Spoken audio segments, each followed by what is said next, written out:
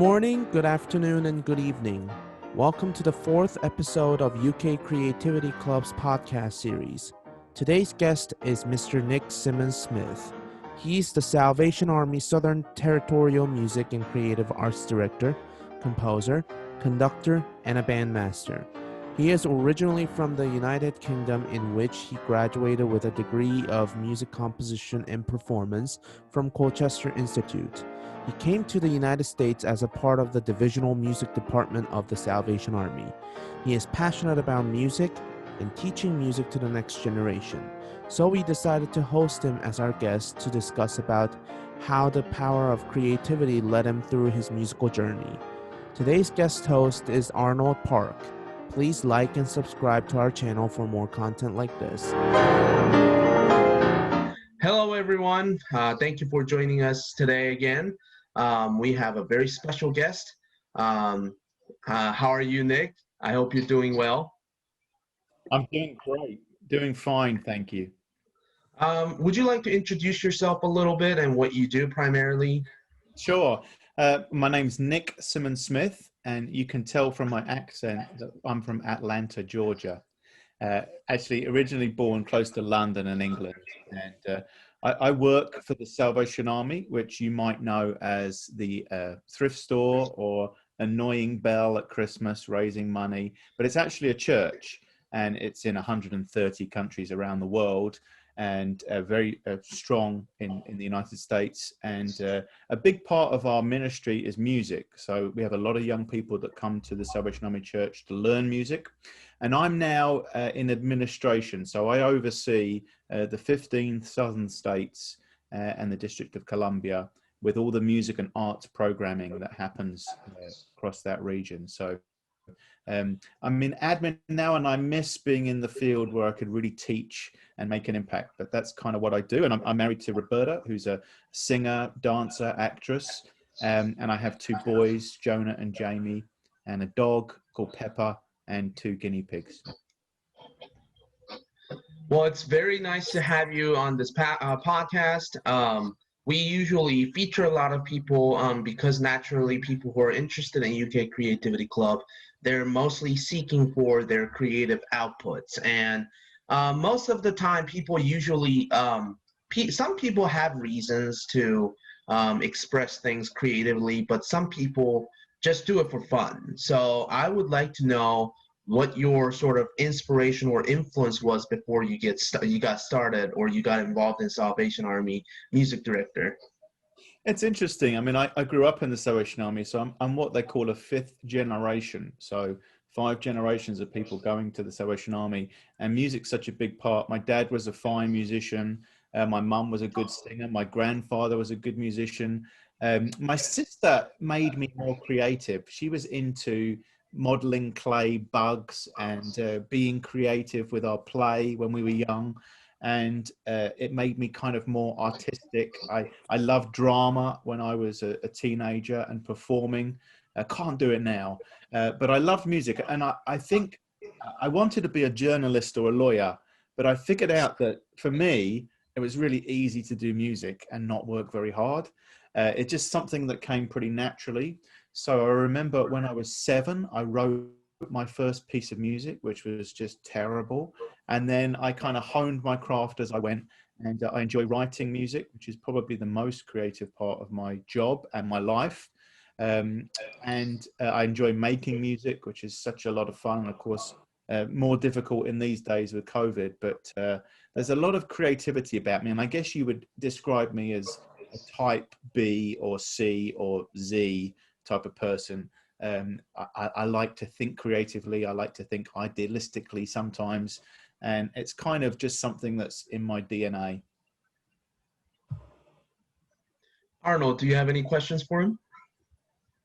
Yeah, so I mean, I know a little bit about you. So I would like you to tell me like your day to day, but like I know your day to day is different in the summers. Like maybe some events happen, like there's an anniversary of certain events. So can you give me like a day to day of all these different scenarios that you have? Sure. Well, you know, I kind of say I'm in administration now, and I say that with kind of a glum face, because the exciting part about music and being creative is when you're making it, you're doing it, you're teaching it. When you get removed from the classroom and you get, you're looking at spreadsheets and budgets, it's not nearly as exciting. But so I have a department here of 5 or 6 people that I manage, and they are in different disciplines like praise and worship, rock band, music education, creative arts education, all different kind of aspects to music making. So I manage them. I have to sit on lots of meetings and councils to kind of discuss vision and thinking.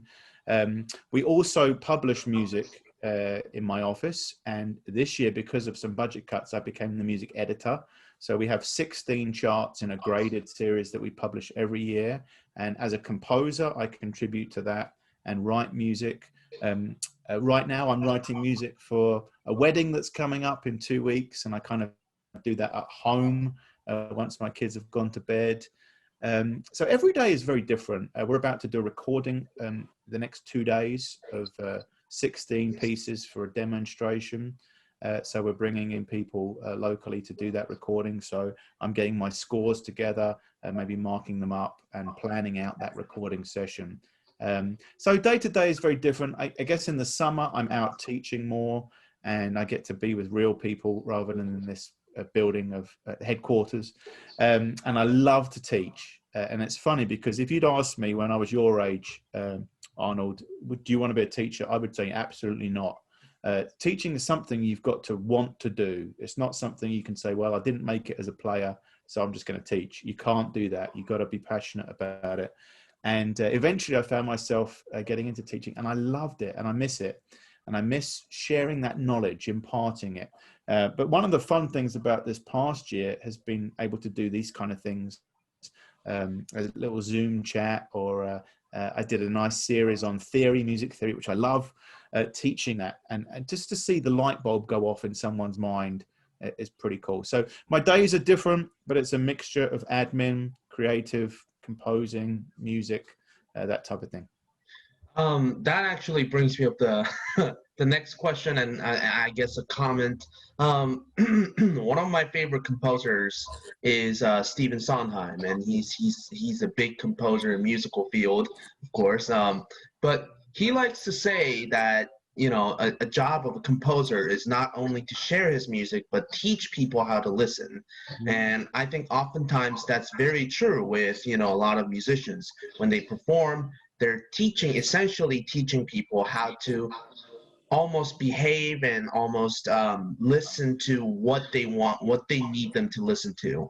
And they have almost that control. And only until you perform in front of a live audience, Stephen Sondheim likes to say that only until then, you finally finish your collaboration with your last collaborator. So I think I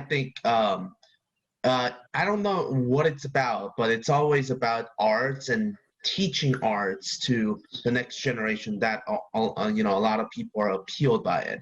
And I think that actually leads me to the next question, I think, which is about your composition. So when you compose, first of all, is there your what is your primary instrument? Or do you have an instrument that you can call like a primary instrument? It's a good question. I was raised as a trombone player, but I took piano lessons from a very early age. And I got to the point with piano where I could play Mozart and Beethoven, but it wasn't enjoyable. When I started playing by ear, I really enjoyed it. Got into jazz a little bit and enjoyed playing for choirs and things, gospel music. And I tried to listen to a wide range of music, Latin jazz one day, or classical music, which I love. And so I guess I'm a hybrid, half reader, half by ear, which is actually a pretty good place to be, because even if I'm reading music, I'm translating in my brain where my fingers should naturally go. And that leads itself to the gift of arranging and composing. So piano would be my key skill, I think, but I like to play the trombone or the tuba. I like to play the double bass when I can. Those are the kind of instruments that I like to play.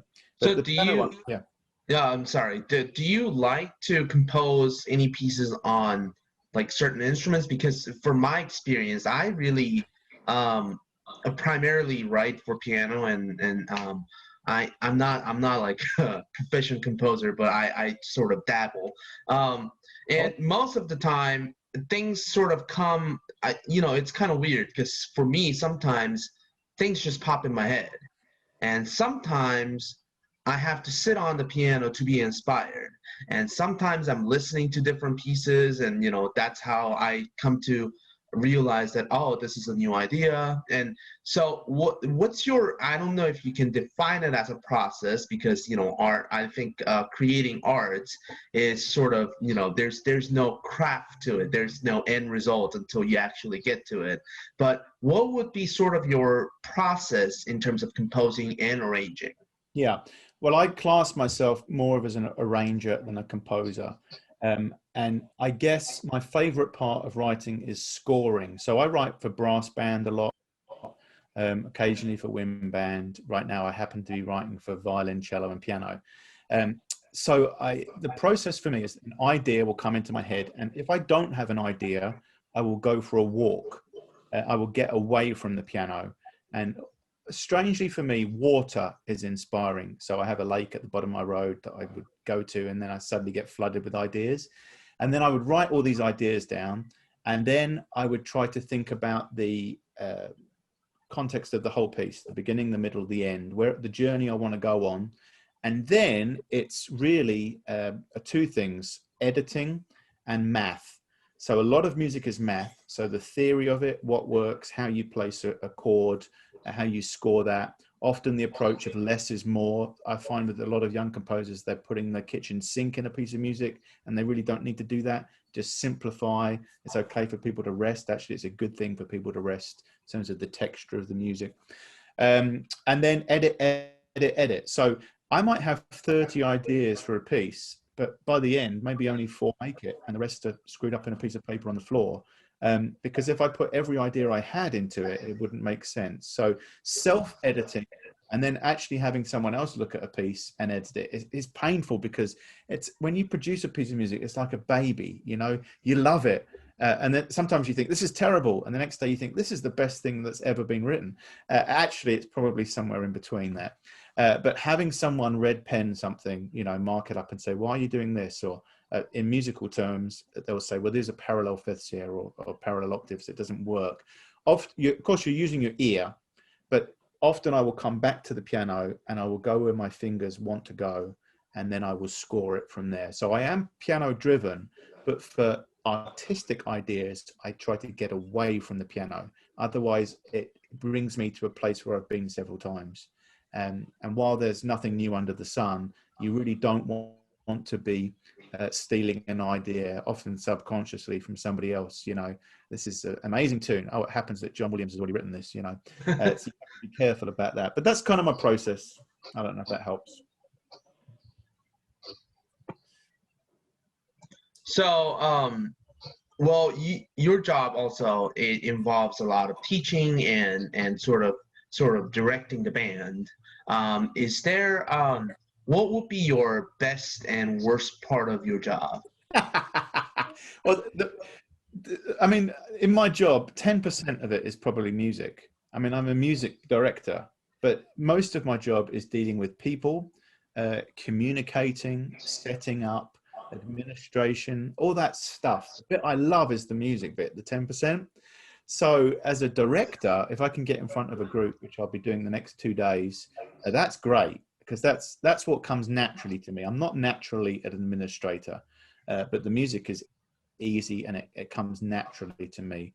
I do like to direct and conduct, and I do like to write. So those are, when I get a chance to do both of those things, it's a real privilege. Conducting is an interesting thing, because you are trying to draw out of the player the composer's intent, which can be interpreted a little bit by the conductor and actually by the players. So my role is to kind of get out of the way as a conductor, and you're not there to beat time, because if you have a half decent group, they can count to 4. They don't need you to be conducting, but it does need to be clear, and you need to draw out of the ensemble the composer's intent. And need to make it interesting. Let's take a brass ensemble, for instance. And my friend Arnold plays a brass instrument. The sound of brass is wonderful. You can just picture Christmas and some nice carols, but it can sometimes sound very vanilla and the same. So you have to work on dynamic contrasts, or the rubato in a piece of expressive music that needs to be pulled out. I'm in control of that, but it's also a partnership, the player, the conductor, and of course the composer. So staying true to that. But the teaching and the conducting is the bit that I really love about my job. The administration bit, not so much, although I've learned to appreciate it, and I've certainly learned to do it better. I got a question Yeah, go on. that's related to that. So I know that you teach the local band, which is our core Lawrenceville, but then you also do the Territorial. And I've always been curious. I always see, like, sometimes you would not be there because you have to go Territorial. And I'm like, how do you manage that? And sometimes Territorial is not even in Georgia. You have to, like, fly to New York or Texas. I'm like, how do you, like, well, how do you do all this? That's a good question, Arnold. And what he's talking about is we have a local church band that plays every week on a Sunday, and they would be volunteer, average players, you know, mixed ability, and then an all-star band that comes together 3 times a year. Now, when we come together, we arrive on a Wednesday night, we rehearse all day Thursday, all day Friday. Imagine your chops for a brass player practicing. And then we do concerts on maybe Friday night, Saturday morning, Saturday night, Sunday morning, fly home. Different process entirely. One, you've got really good players in the all-star group, so you're pushing them harder, you're playing harder music, and you are really looking for perfection. In the local group, I'm trying to make sure everyone's having a good time, that they actually want to come out and do this, that I'm not too hard on them. The last thing they want after a hard day's work is the conductor shouting at them, you know, you didn't play that A flat. They're volunteers, so it's sort of dealing with mediocrity in a way, in an encouraging way, you know, and also you're like a surgeon, so you're trying to fix things as a conductor. Stop here, these 4 bars, let's fix that, let's go on, move on. In the local band, I can't fix everything because we don't have enough time to do that. And I would rather move on in the rehearsal so that everyone's having a good time than fix every problem that went wrong. I have to allow for personal practice to fix some of those things. And also just accepting who they are. You know, I've got, like, my most faithful player is my worst player. You know, he's terrible, but he will not miss a rehearsal. And it's like, oh my goodness. But I'm not going to rip him up if he can't play a C sharp. You know, we're going to joke about it. I might remind him. I also might set some expectations and say, look, we can do better than that. So it's not just a whatever goes, because actually the groups that Arnold's talking about are for church. So our motivation is not to make me look good. It's to produce something great for God, and also to bless the congregation that are there. So actually we are striving for something very good, but I just deal with it differently. But I do like both groups, and I don't favor one over the other, surprisingly. You know, you'd think, oh, well, you want to be with the all-star group all the time, and they're great people. But I actually like the local group because I have a 13-year-old Korean next to a 82-year-old old boy from the South, next to a, you know, Hispanic girl, next to a Brit, next to a Canadian. It's beautiful. It's multi-generational and intercultural. And there we all are playing our horns. And it also teaches young people discipline, commitment to something. And the fellowship of coming together as a group is pretty unique. So that actually leads us to right next to the question. You talked about the multicultural and multi-generational, and oftentimes when people talk about music, it's universal. Music is if there's a universal language, it's music. And one of my favorite musicians of all time, Bernstein, actually managed to say that not a lot of composers have gone through that. Not a lot of composers have accomplished that or accomplished proving the fact that music is a universal language. And he says, except for one, and that's Beethoven.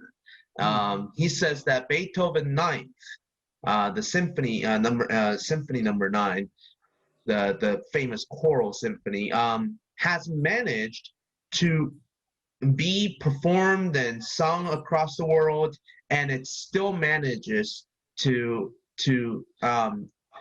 induce that feeling in people, that almost excitement, that thrill that comes from the bottom of their heart.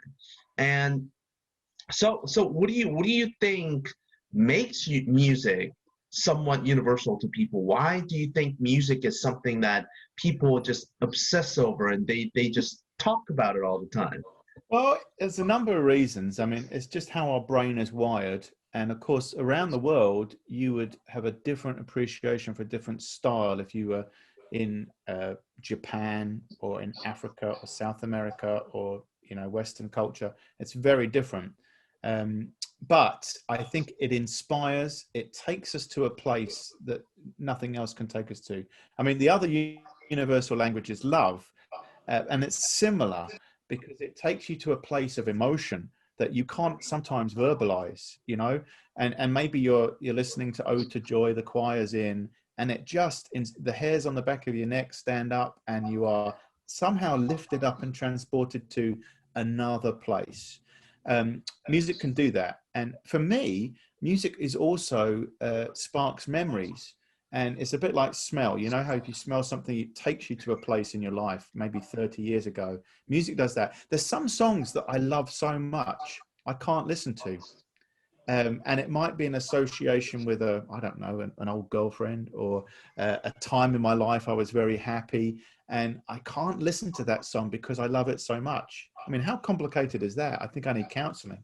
But that's what music can do. The power of music is so strong. And of course, in my world of Christian music, that power is harnessed on a totally different level. You know, people are then questioning their whole lives because they're listening to something, a hymn or an arrangement that moves them deeply. And I do believe it's a spiritual thing, even if you're a non-believer. And of course, there were certain composers that were dreadful people, like Wagner, who was anti-Semitic, but his music is still amazing and God can still use that. And Beethoven was just a master of scoring, and he changed classical music and really set it up. And I'm a big fan of Beethoven particularly, but those soaring instruments, when they come together in the right mix, and I liken it to cooking, another passion of mine.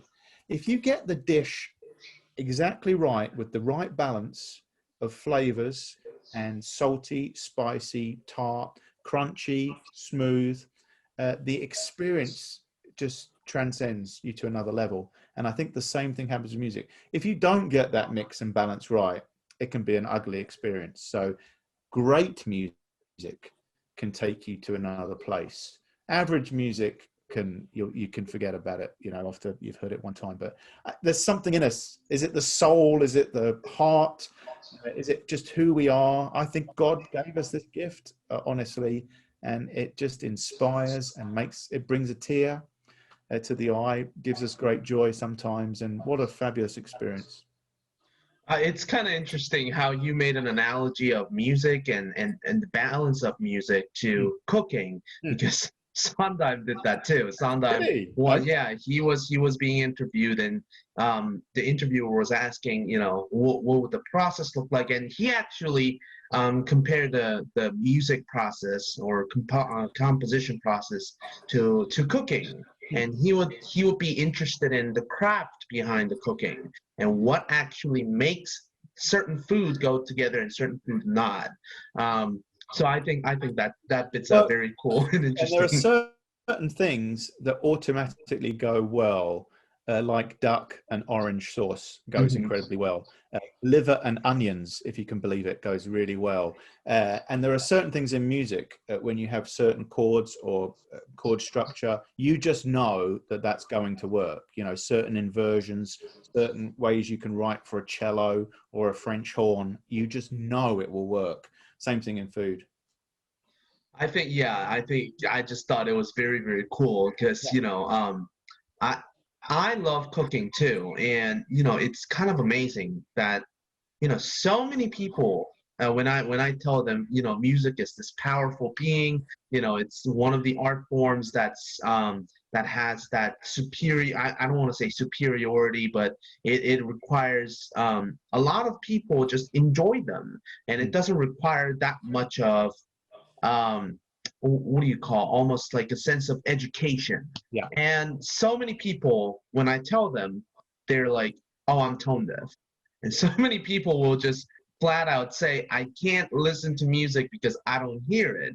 But they don't say things like that about food, about different art forms that requires their senses. So Yeah, go on. why do you think that's the case? Like, why do people say, although they can clearly hear it, they oftentimes just sort of get afraid and they get overwhelmed and they say, oh, I'm tone deaf. I can't do that. Or I can't sing this part. Yeah, I mean, there are some people that really struggle to sing. I will give you that. But I like everyone to have a go. I don't know. There are certain pieces of music, and not everybody likes Beethoven 9, but there are certain pieces of music that you can say that's definitely well crafted, whether you like it or not. I think the same thing is true with food. I have conversations with my mother sometimes where we're listening to a piece of music, and I'll say, yeah, but he did this and he did that, and that's wrong, and he should never have done that. And she'll say, well, I just liked it, and I guess I'm analyzing it in far greater detail. The same thing could be true if you were a food critic. I might just say, I like that lamb, chop, but the food critic might say it was slightly overcooked and it didn't match with whatever. And I guess it depends on your level of interest in that field, how far you want to go. So some people just are not interested in classical music, for instance, but they probably never really tried it. It's a bit like my son trying to get him to eat his vegetables. If only he would try to eat this broccoli, then I think he would enjoy it eventually. But he doesn't want to try. And I think that is probably true with some music. And again, I would come back to the point of listening to a broad, eclectic taste of music. And same thing with food. I might not like Indian food, but I'm going to give it a go. Actually, I happen to love Indian food, but just trying other things, I think, is the way to do it. But I think probably for you, Loui, you are so in, particularly to musical theatre by the sound of it, and musical theatre is certainly a genre that takes you. And I mean, I was watching a film, Over the Moon, was it a Disney film, and the score and the singing was just, and it's a little cartoon on Disney, and it's like getting me emotional, and I think when we are at that level, we are probably not only getting brought up emotionally, but we also, from an analytical point of view, thinking that's amazing craft. But probably there are a lot of people that don't get to that second part, but do get the sense of the first part of getting brought up in the emotion of it all. But whether something is good or bad is pretty subjective. But if I would agree, it's absolute rubbish.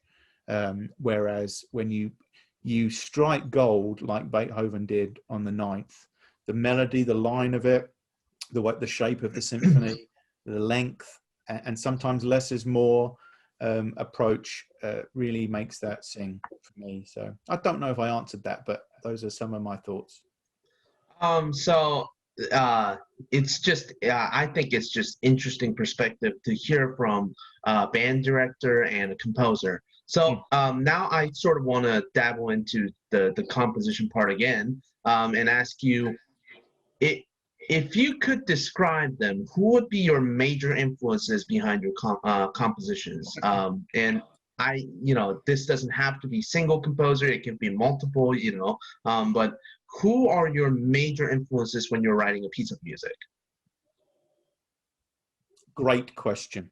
I would say, because I'm an arranger, in the Salvation Army, we have had brass music published since 1886 and oodles of it, tons of it.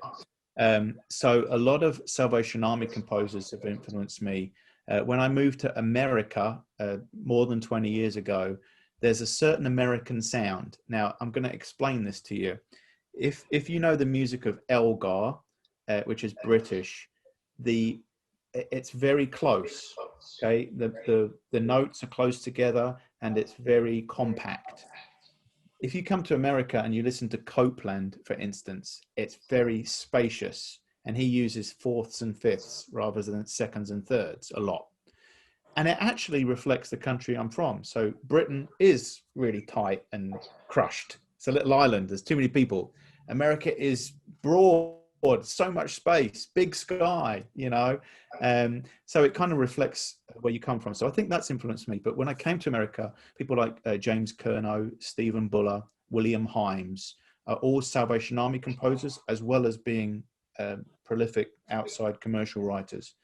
They influenced me to keep things simple, to write not cookie cutter music, but you know what will be successful, intuitive music. I don't tend to write pieces of music that people will go, what's he saying there? My music is pretty dead straight ahead. This is what it's going to be, you know. I would say from a classical point of view, I love Grieg and the harmonies of Scandinavian music. I love nationalist music, so Rachmaninoff, Stravinsky, Shostakovich. I'm not saying I write like those people, but that's what I really enjoy listening to. I found the French composers of Fauré and Debussy, Ravel. I love those harmonies, and the darkness of the mellow sound probably has shaped me. But I think more than anything, going to church and singing hymns every week has shaped me, because if you can, the melody is the hardest thing to write. If it's going to be attractive and memorable, I could reharmonize something 5 ways in a heartbeat. You know, I could, but writing a memorable melody is really hard. Probably the only thing that's harder than that is writing really good words that fit a melody. Chords and harmonization and arranging, that's easy. That's just math and a little bit of artistic nuance. But creating a melody, and I think being open to hymns my whole life has really helped me with melody, making sure that it's, you know, in the right range and has a line and goes somewhere. And music, you know, has to travel this way as well as this way. And the trouble is with some composers these days, if I'm honest, because we now write on computers and we can have a whole symphony, like from the word go, we have not maybe gone back to writing on 4 lines and soprano, alto, tenor, bass, and then exploding that out to symphonic writing. Young composers just tend to start with, you know, 32 staves and start plotting things on. They also, computer can play anything, you know. You know, people cannot do that. So we have to be a little bit careful about that. So I think the whole concept of writing something simple, memorable, and I kind of know the keys that will make it popular for both the player and the listener. And because I deal with hymns and melodies, the actual good bit of the work has already been done for me. I'm just adding my nuance. So that brings me to the final question. We're about to finish our podcast series. First of all, I would like to thank you again for joining us today. The last question is sort of what we asked last week when we featured a piano teacher who has been teaching piano for 46 years. Wow. So we asked her. So I don't know if you knew about this, but there's a event that's called Desert Island Discs. Yeah. Oh yeah. Yeah. So I don't know if you had the experience to be participated in it, but so if you were to take 8 records or 8 pieces of music, 8 collections of work, what would you take to Desert Island Discs? Oh, I could do another hour just on this question. I love this. Okay.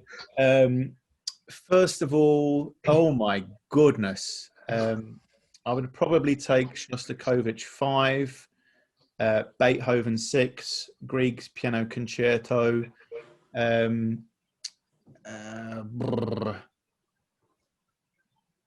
I'd probably, oh, this is tricky because I'm going to leave something out. Maybe Elgar's Nimrod. I'm deal very much in classical music, so everything before, like the Mozart and Baroque music, I can live without that. But I might take Bach's Passion, St. Matthew's Passion. Oh my goodness. I'm probably going to miss out a bunch of things I'd like to take. I'd like to take some Ravel, some Fauré. Oh, I'd take Fauré's Requiem, and I'd also take Brahms's Requiem. Those are my two favorite pieces all time. So I definitely have those. Some Stravinsky, probably The Rite of Spring. It's fantastic to listen to, never gets old. I need to take something British. It probably, well, I've got Elgar in there. Maybe some Benjamin Britten. Yeah, I've given you a lot of options there, but that's kind of my palette, my taste. I do like musical theatre too. My wife loves it. I'm a kind of a traditional Les Mis kind of guy. Phantom, Wicked's okay, but I like it when it has an orchestra, you know, that type of thing. I'd also like to take some Latin jazz. I'd probably take some Count Basie, something like that, and some 80s pop. I'd take some of that. Like, I really like the musicians that have lasted, that are legitimate musicians, like Sting, or I mean even Elton John or Billy Joel. There's quality, proper writing, in my opinion. Eric Clapton, master craftsman in the guitar. I'd probably take some of that. So I've given you a lot there, but that's kind of my tastes. You know, people ask me, well, who's your favorite composer? But that's impossible to pin down because you have different tastes and also different moods, you know. But I think if I was pushed for one piece of music, it would probably be Fauré's Requiem. Go listen to it today, podcast. It's 7 movements. I mean, it's all about death, but it's absolutely exquisite. I don't know what it is, but composers get obsessed. Listen to it, Loui. Do it, and you need to don't listen to it in the car. Get home, lay on the couch, and listen to Fauré's Requiem, and that will transport you somewhere. I guarantee it. That is noted. So I hope you enjoyed it. For something that I want to end off with, just trying to wrap it up. In the words of, again, Stephen Sondheim, anything you do, let it come from you, then it will be new. I think that's a great line for composers, arrangers, you know, any kinds of people who are dealing with art creation today. So is there anything that you would like to say for final thought to any young composers or young people who are trying to delve into art creation? Yeah, just I'd say, first of all, this podcast is fantastic and well done for doing it and talking about these things. We don't talk about them often enough. I would say for the young composer, keep at it. Learn your theory, learn your circular fifths, get all the basics done, because composition is kind of naturally comes from a love of music theory. It's well worth it. And also, the first piece you write probably won't get published and played by the New York Phil. Your 20th piece maybe, but not your first piece. There's a lot. When I look back on all the things I've written, and it's over 300 pieces because I have them catalogued, not all published, but 300 arrangements. And when I look back at some of the early ones, and I'm thinking, what was I thinking? There's a piece I arranged, Largo from Xerxes by Handel, and there are no rests, brass players in a very slow piece of music. What was I thinking? You know, or a melody that you think that's really cheesy. So I would say to the young composers, stick at it, because every time you write another piece, you're going to learn something, and it's kind of, you know, having been writing for 30 years now, you just get a little bit better each time, and just stick at it, and try to get people to play it, because the computer doesn't do it justice. Get real people to play it and get some feedback, and don't be hurt and pained when someone says, I didn't really like that G minor chord, you know, because you're going to feel like this is my baby. You can't criticize it, but you need to be open to allow a bit of criticism. But well done you for doing this, and all those creative people out there, keep at it. Gosh, the world needs creative people, particularly right now, whether that's in drama or clay modeling or drawing or computer stuff. We need more creators in the world, and I think the world will be a better place. Thanks, Loui. Thank you. Thank you for joining us today. We'll come back with another podcast next week. And until then, have a great week. Awesome.